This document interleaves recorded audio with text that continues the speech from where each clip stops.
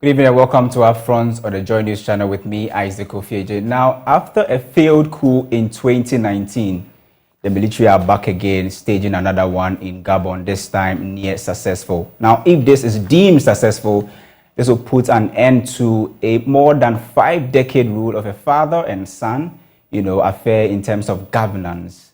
This coup happened less than 48 hours after, Ali Bongo was actually declared as the winner of the 2023 presidential, elections in Gabon. Tonight, we're asking a very simple question on UPfront on the Joy News channel. The wave of coups in Africa, is Gabon the last? After this short break, my guest will join me.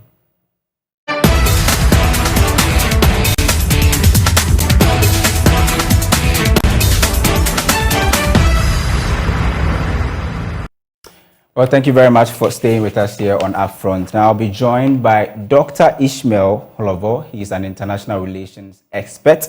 And then also Dr. Isaac Kofi Agyei. He's a CDD fellow. And then Mr. Festus Abuaje, who is a retired colonel. He'll also be joining us on UPfront here. But gentlemen, welcome to UPfront on the Joy News channel. Thank you. Thank you.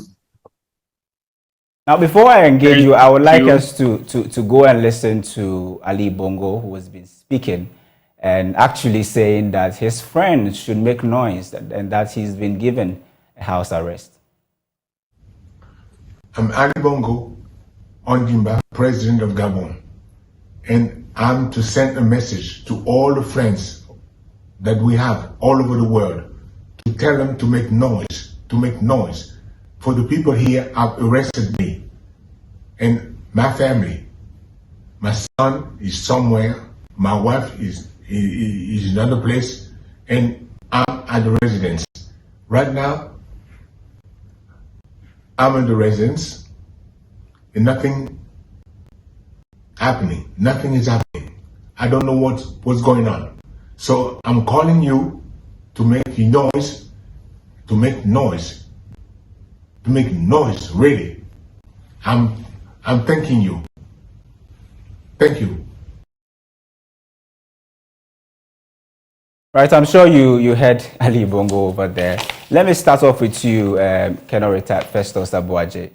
The characteristics of almost all the 8 coups that have happened in Africa right from 2020 till now have had the same chorus, economic challenges, people are not happy with the democratic system. What is really going on in the sub-Saharan space in terms of, governance and then this coups that we have in Africa?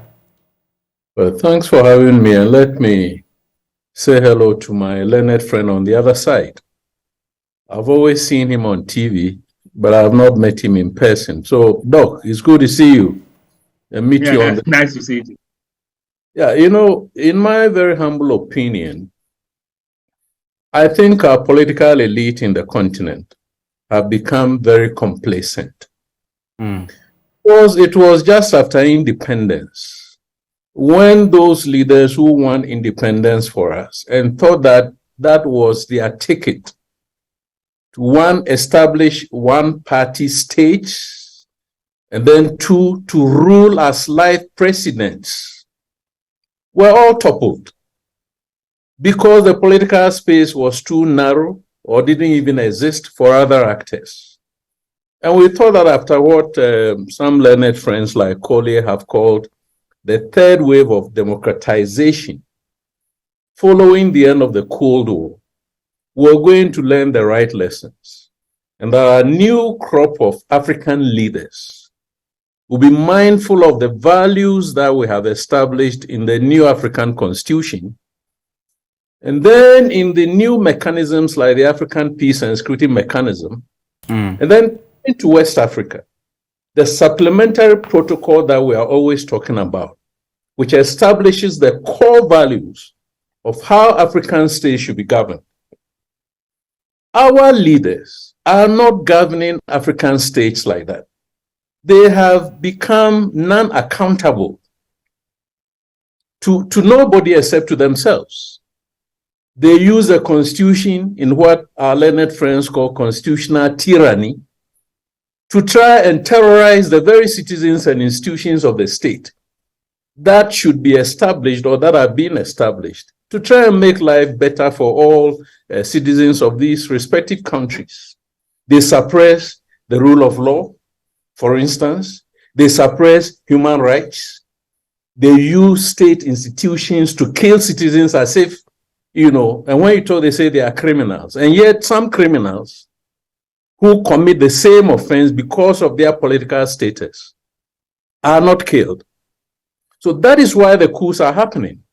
That complacency and even the audacity to change constitutions that the senior Ali Bongo that we're talking about came to power in 1967, 2003. In fact, he would have exceeded the 7-year term multiple times. He asked for another term, right? Yes. If he had not died in office, probably he would have still been the president. He ruled for 41 bloody years. And then his son came to power. You see what I mean? Yeah. I'm well informed by a source that I think is credible that Ali Bongo's party did not get the 62 or 64% that the international media is talking about. He got 33%. In fact, the Constitutional Court. Yeah, the minority actually had a press conference and announced that they were leading.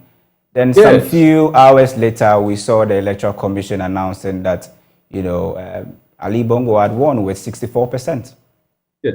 So the Constitutional Court makes the announcement, turns the figures completely round, and then says that Ali Bongo has won.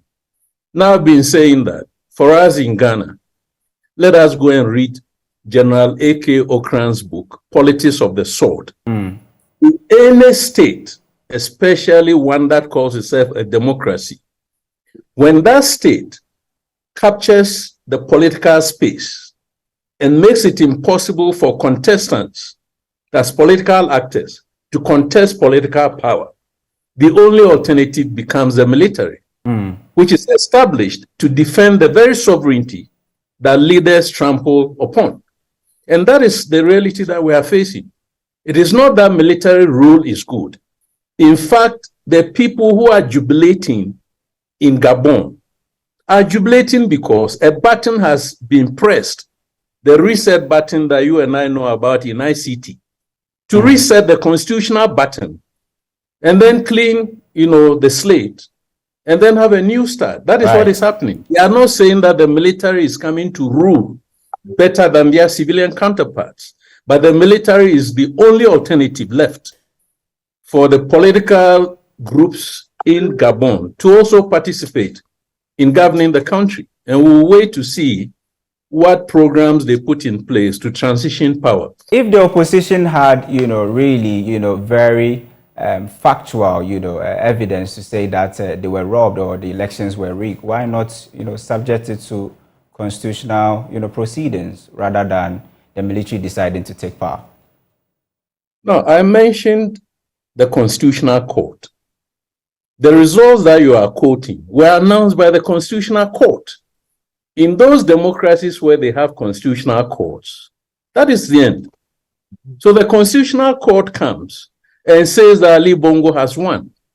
So this mantra that we have in Ghana, go to court, when you know very well that the political actor in power has captured the judiciary. So you go to court for no consequence because you will not get the relief that you are seeking. And I think my colleague on the other side, his left friend, will be able to speak better about that. State capture. So when politicians capture, those in power capture the state, the judiciary is captured, legislature is captured, other entities of state, parastatals, everything is captured. You have no other option than for the military to come in and reset the button. So I want to tell your audiences, those who have been saying that military coups don't deliver. Military coups don't aim to come and deliver development. They aim to reset the constitutional button when it has become absolutely impossible for power to change hands smoothly through free, fair, transparent elections. Then the military steps in, and that is what has happened in Gabon. and happen in Niger, Burkina Faso, Guinea, and all these countries, and many more that are going to follow. Right. And you know the countries, all of us know countries in Africa where we say democracies, but the leaders are autocrats. Constitutional, what do you call them? The noun form of tyranny. You know, applying constitutional tyranny methods as if they are ruling legally, and yet they are only manipulating or massaging the constitution and other laws. Right. In order to stay in power. Yeah.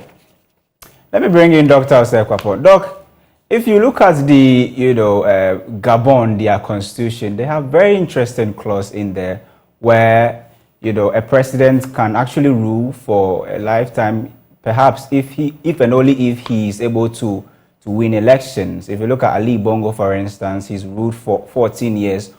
Although, there was some standardization done in April this year where I think the tenure of office was reduced from 7 years to 5 years. He was actually seeking for a third term, a man that had suffered stroke, I think 4 or 5 years ago, asking for a third term when he had ruled for 14 years. Do you think there were any gaps, constitutional gaps, with regards to some of these clauses that existed in the, the Gabonese, their constitution?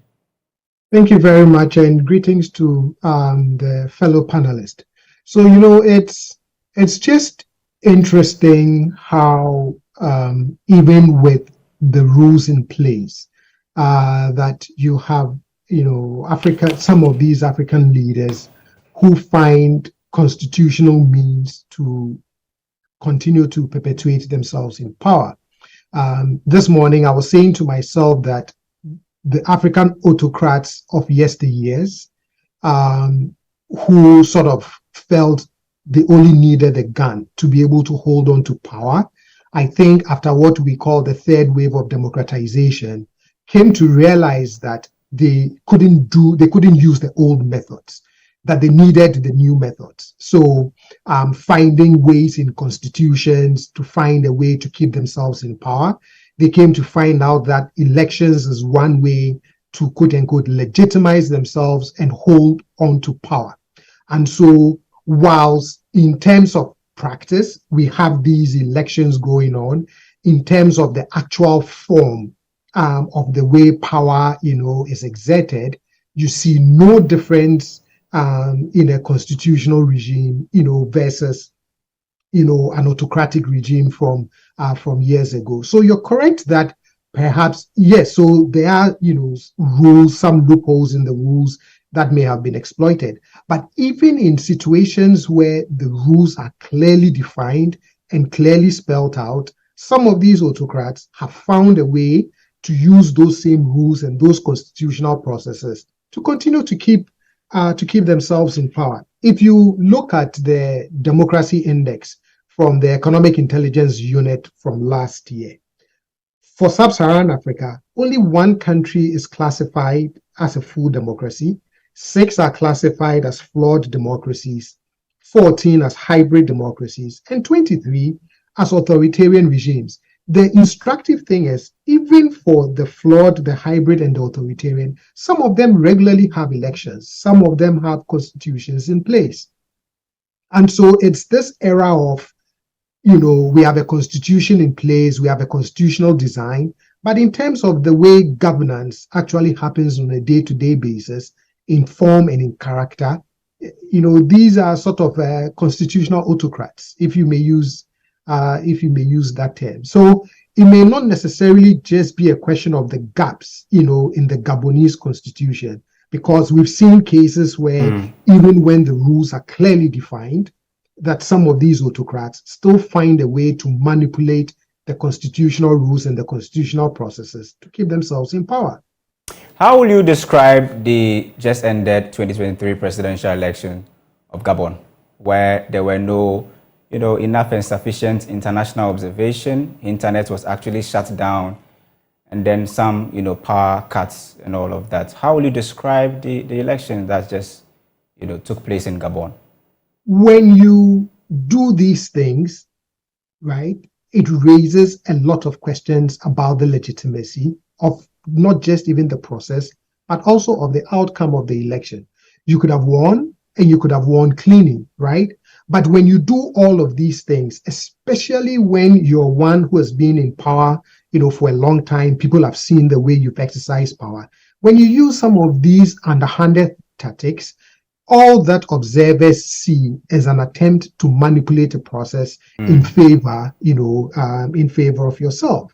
And therefore, you end up having an election where, and this is one of the things that I've also noticed about these election observers and some of these countries that observe our elections. I think they choose peace over fairness and justice, right? So long as an African election did not end up with scores of people dead on the street, bloodied faces, noses, and the rest, they tend to always say free and fair, but maybe with some concerns, right? But it comes to a point where we also have to think about the justice component of some of these elections, like just what happened, in the case of Gabon. Right. Let me bring in Dr. Ishmael Holovo. If you look at all the 8 coups that have actually happened since 2020, almost all of them are Francophone countries, from Mali to Burkina Faso to Guinea to, now Niger and then also Gabon. Is there any geopolitical, characteristics of these coups that have happened in almost all the Francophone countries that we are talking about? Is there anything that we can draw out of this? Is France actually losing its power in its colonies? Thank you, and let me extend greetings to the fellow panelists. In natural fact, looking at what you yourself have presented, you observe that it seems all the 8 incidents share the same underlying factor, that they are all French colonies. If you look at how French has related to the former colonies, it still have a lot of influence on who stays in power and who get booted out of power. And if you look at some of all these countries that you have mentioned, they have vested French interests in all of them. For example, Gabon, for instance, the largest magnesium, right? Deposit, mining site is being mined by a French company. So yes, France has influence in all these French territories, and therefore has always been able to sort of support whoever is in power and keep its own cronies in power, so that they could continue to have some of the lucrative deals in Africa. And look at some of the deals that some of these countries have signed. Indeed, it virtually give out the natural resources of these countries to French interests. And it is in the interest of France to keep some of these people in power. When we talk about democracy, and then one family stays in power for almost 56 years, through some of the very questionable elections, then you can't talk about real democracy. So yes, one of the things that's happening is that France, and for that matter, the Western world, seems to be losing their hold because of the geopolitical reposition across the globe. Now, formally, around the 90s, if you should organize a coup, you will not find other counterweight to Western interests that will give you support. So what has happened is that now that there's somewhat reposition of the global system, where you now have other actors like the Chinese, the Russians, who are virtually providing a counterweight to Western interests. Coups have come back because... Let me put this across, Doc. There's a response actually from Russia, and they say Moscow has received with concern reports of a sharp deterioration in the internal situation in our friendly African country. They are terming Gabon as a friendly African country. We continue to closely monitor the development of the situation and hope for its speedy stabilization. So definitely there's some sort of Western power to fall on, isn't it? Of course. You see, coup makers don't necessarily find natural allies in the West. They will always find those countries that project respect for internal sovereignty, like the Chinese, like the Russians. Now, since these countries are becoming more powerful, then these coup makers are able to do what they do, because then they do not fear Western sanctions. Because then in the 90s, in the early 2000s, when you make a coup, the West US-led war will come at you. But now there are alternatives that you can deal with. So as Russia said, they are monitoring a friendly nation because they have interest. Now, once the Russians and the West are not singing from the same hymn book, it means that if Western nations decide to employ sanctions, whatever means they want to employ to reinstate the outside president, these other nations may lean to the support of the coup. If you look at Niger, for instance, they were shouting Russian slogans as it is that the geopolitical terrain has changed, and therefore the Western influence push for all of us to democratize is no longer as forceful as it is. If you look at Niger, US was very careful not to label that situation as a coup, so because they have an interest. Yeah. Now that is quite real, because then if they have said it's a coup, then they can't deal with the junta. So you will see that once there's this global competition for Africa, for African resources, then it opens the space for those Africans who feel disenchanted about the current leadership. The current leadership have played its role into the hands of the military. Yeah. Because if you are governing virtually on your own interest, most of the African states have been captured. The elites have captured the state and have used the state as an instrument for their own enrichment and the improvement of the ordinary citizen. So you realize that some policies that have been pursued in Africa, indeed, even when the citizens were clearly not satisfied with it, leaders assume that they are right to pursue the policy because virtually the state has become a tool in their hands to advance their own interests and the interests of their partners, whatever. If you look at the president, he's calling for friends to make noise. Who are the friends, quote and unquote? Virtually, he is calling on those nations that during the years of their rule as a family, they have established various links with to come to his aid. Are you talking about France? Because France is asking that he be, reinstated. Of course, no African leader in Francophone Africa has been able to stay in power for that long without French support. If you take Togo, the reason why the Yadima dynasty is still on is because France supported that regime. So far as their interests can be advanced, then the person in power will stay in power no matter the means. And all that we are doing is that we have used the elections as a pretext to kind of maintain this elite rule that we are calling democracy. In actual fact, democracy must actually translate to something tangible for the people. If you rule in the interest of the people. So when at a point the people clearly are telling you that the direction of the country is not what they wanted, and you keep pursuing it, then whose interest are you pursuing? And most of these leaders, as I said, because they have international interests that they are linked with, they are virtually pursuing these policies to kind of get this support from these external forces. So unless African leaders come to the realization that democracy is not equal to election, democracy is not equal to election. Democracy goes beyond election. For instance, we are going for you have an election and you shut down the internet. You impose a curfew.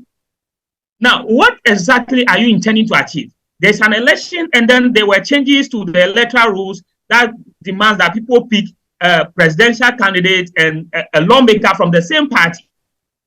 These changes at the last minute to the electoral rules will always raise suspicion. So if you try to win elections by whatever means, because you feel like once I win the election, yes, everybody assumes that it's democracy. So I'll garner support from all the other leaders in Africa. Now, so we are not concerned if somebody manipulates the electoral process, but we are concerned when there's coup d'etat. So far as we don't deal with the fundamentals of getting the election right, we don't deal with the fundamentals of ensuring that democracy goes beyond election, coups will not end with Gabon. Indeed, many more will come because the same structures, the same institution, the same dynamics that prevail in Gabon prevail in other African states. In fact, Cameroon, right? Cameroon, it's all over the place where the courts are virtually used to validate some very flawed elections, and then the leader then assume position. And when they assume position, because they think they have won election, they will quote the margins. They are normally quoting the margins with which they have won. that we have won an overwhelming majority. We have a strong mandate. Now, that strong mandate is supposed to translate to something tangible that affects the material condition of the people. If it doesn't, your strong mandate is nothing. So once they continue to interpret that I have a strong mandate, and therefore whatever policy direction I want to take the country, regardless of what the citizens feel, I am the leader. Therefore, I can do it. So they are virtually running what we may term a constitutional dictatorship. You have a constitution, you have all the resemblance of democracy, but the practice of governance resembles virtually a dictatorship, where those who are elected do their will, regardless of what the citizens feel. Right. So we will continue to have coups if we don't address the governance challenges. If the leaders don't realize that elections are not the same as democracy, that democracy involves more than elections, absolutely, we will continue to have this crisis. Absolutely. Gentlemen, do stay with me. We'll be back after this short break.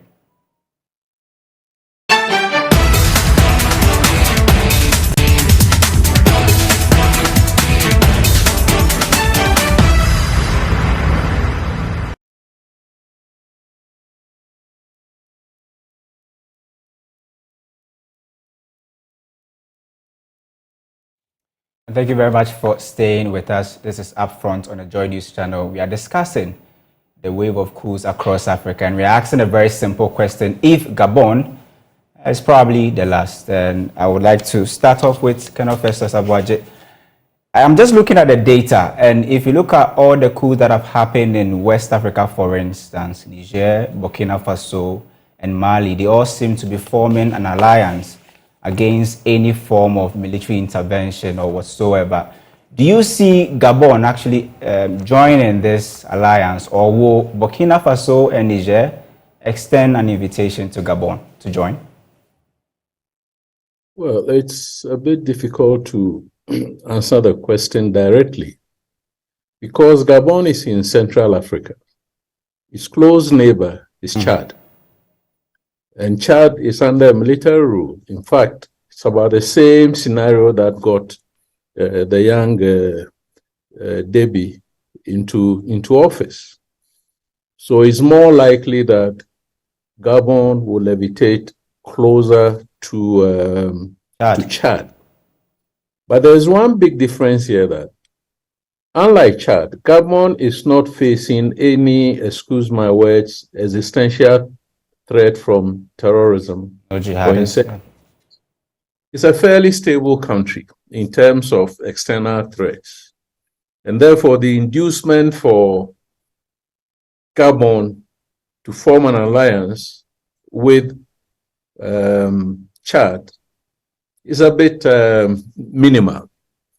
We cannot rule it out, especially if other external interests begin to put pressure on Gabon, then Gabon will find it in in the interest of the junta to get closer to Chad. And it's not impossible that it may now join the alliance of the 4 West African states that have established the solidarity. In fact, in academic work, there is this notion that there could very well be a wider Sahelian alliance stretching all the way from Mauritania across our own West African Francophone countries into Chad and then to Sudan and then to the Red Sea coast of Somalia.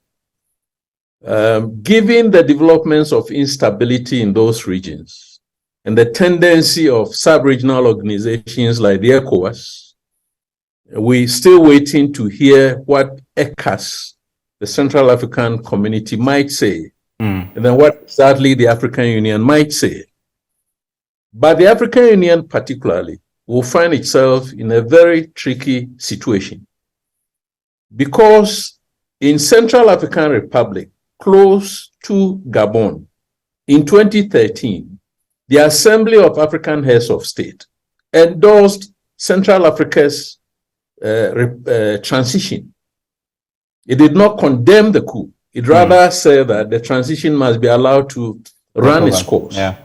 Therefore, some of us found it a bit, difficult why the the African Union would tend to support ECOWAS for imposing sanctions on Niger and asking for an immediate transition or restoration of democracy, when in the CR, it had not done the same. This is the kind of consistency that we're always talking about. That as far as I'm concerned, and some of us are concerned, every protocol that you read, the African protocol, the AU protocol on unconstitutional changes of government, established in Lomé in 2000, did not talk about military coups. It talked about unconstitutional changes of government. The ECOWAS supplementary protocol talks about sale and accession to power through unconstitutional means.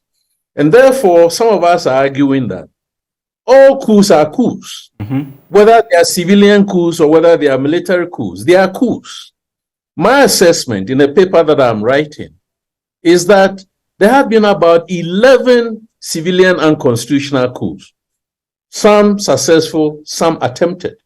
And there have been about 17 military coups. Which period are we talking about? Which period are we talking about? Well, that's even another question. I take my timeline from 2003, when we established the African Peace and Security Architecture, as a timeline when we in Africa said that, look, we're embarking on a new journey, and that new journey must be informed by the values that we have established in the Constitution of the African Union, and then in the other protocols. Nonetheless, the civilian coups have happened, and when they happen, the AU uses what the academics call silent diplomacy. It doesn't talk about it. So in Gabon now, as you said, they closed the borders, they shut down the internet. That was the very playbook that Alpha Conde used. He kept out everybody who would come to Guinea and make noise in order to pass a referendum and then use the referendum, as we are suggesting, as a legal way of saying that I have won the referendum, but at the cost of lives lost, at the cost of political opposition thrown into jail, others running away from Guinea. Is that what we call democracy? If that is a democracy that our leaders want to tell us we must buy into, then I'm afraid the citizenry, those of us who are on the streets, don't think that is a form of democracy that we are looking for. Permit me to bring in Dr. Isaac Kofi. Doc, I am actually looking at the Gabon constitution, for instance, and I see that there's no runoff. The constitution allows that once you get more than a certain percentage compared to your opposition or any other person, you can go ahead and say that you've won the election. So, for instance, in 2016, when Bazoum was actually, when Ali Bongo was actually coming for his second term, for instance, there was a very closely contested election where the opposition felt that he had actually rigged the election. It was between 49 and 48 for Ali, and then also for the opposition, where we saw that as a result of that, they got portions of their parliament even, burnt and also destroyed. He was the, former defense minister under his father, and so he should know the temperature in the military when things like this go on. Did he see this thing coming after a failed coup in 2019? Probably not. I suspect, I've never held power. I've never been a dictator. But sometimes when you watch their behaviors, it feels as though at some point a certain sense of inevitability, engulfs them, right? That they begin to feel that they are invincible, that nothing, untoward can ever happen to them. So even as they're trying all of these tactics, all of these mechanisms to perpetuate themselves in power, I don't think they ever stop for a minute to think that their actions have consequences that may be detrimental, not even just to their country, but to them as well. I'm sure when he was going to bed last night, he never dreamt that, this morning, he'll be out of power asking his friends to make noise. And probably it's something that comes with having been in power for a long time and having established, or at least feeling that you've established a stronghold on the system, that nothing, can happen to you. Was it a case that he was afraid that if he actually, comes to opposition, he will face sanctions and he will rather die, as president, probably in power? Was he better off staying in power or contesting for a third term compared to maybe he deciding that he will step down as a former president? I mean, yes. I mean, if you look at the way, we do political accountability in our quote unquote democracies, you tend to see people in power holding their own people in power accountable, what we call in-regime accountability. It's always post-regime accountability that you tend to see a lot more. So you're correct. Depending on, the transgressions, things that he reads, he hears people talking about as having been committed by him, members of his government in power. At that point, your calculus is, do I stay in, hang on, because that gives me the protection and the insulation that I need against any possible charges that I may face, versus do I risk playing the game fairly, go out of power, be in a position where a new government then can come after me, my family, and people who served in my government. So I think all of that contributes to that calculation that then leads people like the ousted Bongo to say, right, I'll do whatever it takes to stay in power. Right. Right. Dr. Holovo, Niger, Gabon, for instance, just like Niger, these two countries are very rich in terms of minerals. Gabon, for instance, is able to export more than $3 billion every year in terms of crude oil exportation. They mine manganese. They also have cocoa and other things. Why are they still poor, and why is it that the citizens are not able to map the kind of development that they have in terms of their standard of living to the resources they have? Is it a case of the alliance they have with some of their colonial masters in terms of the kind of arrangement they have with France and other superpowers? Okay, thank you. The point is that natural resources on their own do not translate to development. What it is that you need to manage or govern these resources in a way that allow the dividends from these resources to affect development in your country.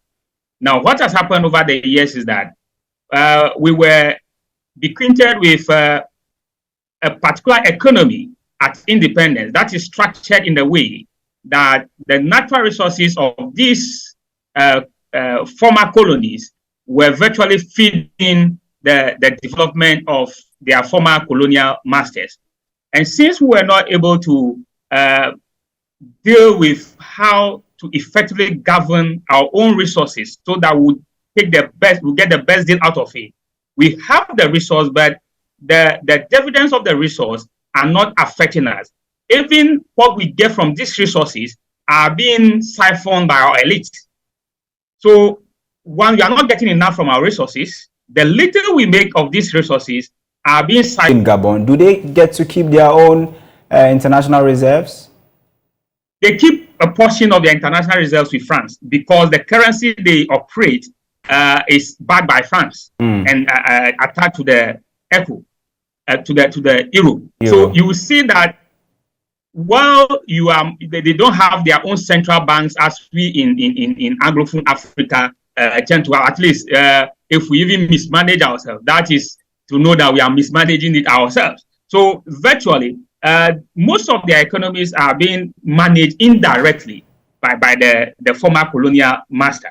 So if you have resources, but you don't have the policy framework to exploit the resources, to ensure that the dividends from the resources are used to governing the country. Gaddafi was well on top. He was able to use the oil resources of Libya to put in place the very structures, infrastructure, and everything that the citizens will benefit from.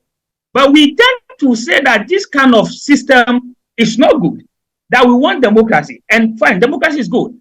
But if you have democracy without the accompanying framework for development, where you use your own resources to develop yourself, then you'll be rich in resources but very poor. In some cases, these resources have become the bin.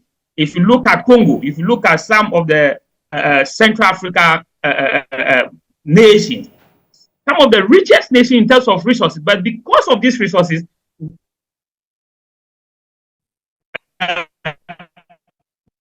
vested interests have made sure that they don't have the peace and the space, the resources to true development for their people. So, particularly in French Africa, what has happened is that most of these resources are being exploited, and most of the benefit go to France because much of them are being mined by French companies with some of the deals that virtually benefit France, and the leaders there are virtually kept in power by the French. How about Commonwealth? How about Commonwealth? Because if you look at Gabon and Togo, for instance, they were just admitted to Commonwealth, the 55th and 56th country to enjoy this position. Do you see Commonwealth actually taking any decision that would probably affect Gabon in terms of the coup? Well, the Commonwealth will definitely, because they believe in democracy as the surest form of government. So one of the reasons why they admitted Gabon is that Gabon is a democracy, and then Togo is supposed to be a democracy. Now, all these international institutions, organizations have their own problems, because sometimes the frameworks they use are not quite clear. Because if you are Commonwealth supposed to be an organization of free nations, democratic nations, and here is two countries with very questionable democratic credentials who are being given membership. So then you tend to think that, is it really about democracy or is it about something else? Now, as this happened, you expect Commonwealth to demand that the country be transitioned back to democracy. If you look at some of the leaders that we praise in terms of development and so forth and so on, Rwanda was admitted to the Commonwealth. But if you look at the Rwanda situation, it's not the kind of democracy that we are thinking about. But then it's delivering on development. So you see, we need to move the conversation away from democracy, which is election oriented, to a system of government that delivers development. Because some systems of government may not be democracy in the Western sense of the word, as the case of Libya, as the case of Rwanda. Right. But those democracies, those systems of government are delivering on the basic needs of the people. If you look at the Chinese, you may not call them democracy, but are they delivering on what the citizens need? They are delivering. So it is not always the case that we should have a government, quote unquote, catch in the Western framing of democracy to be able to deliver development. Development will come when we have basic frameworks that allows all of us to know how our resources are being used, to have a say in how they are being used. When leaders begin to think more of the people, I have seen what the Chinese very closely. Listen, they may not go to elections, but the people in China have a major say in how their government functions. They do not allow their citizens to complain that much. They deliver on what the citizens need. Therefore, the West has long expected that system to disintegrate, but it's grown stronger because of the ability to deliver the economic good.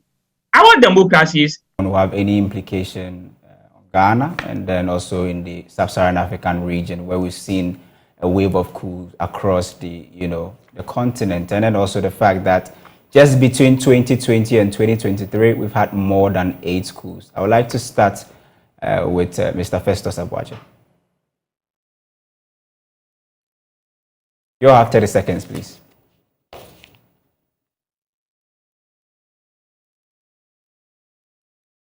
Kindly unmute, Canal. Yeah, can you hear me? Absolutely. Yes. Some commentators have been referring to the trend of coups as a contagion. Now, I'm not a health practitioner or health expert, but there are different forms of contagion. A coup is not a contagion because it does not necessarily cross your international borders to affect you because a neighboring state has suffered a coup. Doing so, yeah. It is about the conditionalities on the ground.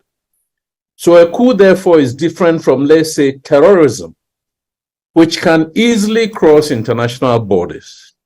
To the extent that a coup is not technically a contagion, one that infects you because of contact, I don't think Gabon's coup has any implications directly for Ghana. However, when you take the fundamentals, the proximate factors, the triggers that lead to coups, then we in Ghana need to be concerned. Because as we speak, we know that the CDDs and co, Imanis and co, are talking about the monetization of politics, which is a part of state capture. And all of a sudden now in Ghana, you don't monetize politics even with the local currency.